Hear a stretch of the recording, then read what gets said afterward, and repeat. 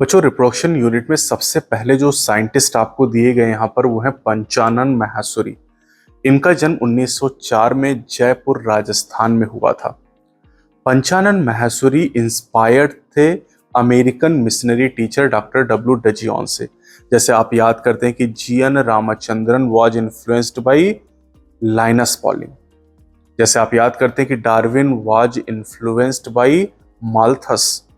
ऐसे on population Malthus ने लिखा था, उससे ये इंस्पायर्ड थे या इन्फ्लुएंस थे। अब डॉक्टर डब्ल्यू डजियन से इन्फ्लुएंस होने के बाद जो पंचानन माहेश्वरी है, इनका जो इंटरेस्ट है वो बॉटनी में डेवलप हुआ और खास तौर से मॉर्फोलॉजी में इनका इंटरेस्ट डेवलप हुआ।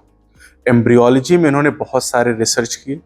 यूनिवर्सिटी ऑफ दिल्ली में जो डिपार्टमेंट ऑफ बॉटनी है उसको उन्होंने एक इम्पॉर्टेंट सेंटर के रूप में डेवलप किया एम्ब्रियोलॉजी और टिश्यू कल्चर के।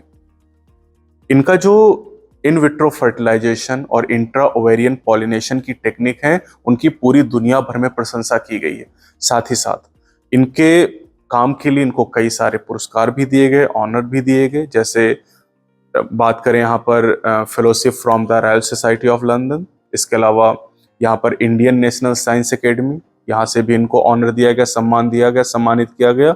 और सबसे जरूरी बात आपके लिए, बायोलॉजी की जो सबसे पहली टेक्स्ट बुक एनसीईआरटी के द्वारा रिलीज की गई थी 1964 में, उसकी लीडरशिप पंचानन माहेश्वरी के द्वारा की गई थी। यानी एनसीईआरटी की जो बुक आप इस समय पढ़ रहे हैं, इसका फर्स्ट एडिशन बायोलॉजी का 1964 में पब्लिश किया गया था और उसका नेतृत्व, उसका लीडरशिप पंचानन माहेश्वरी के द्वारा किया गया था।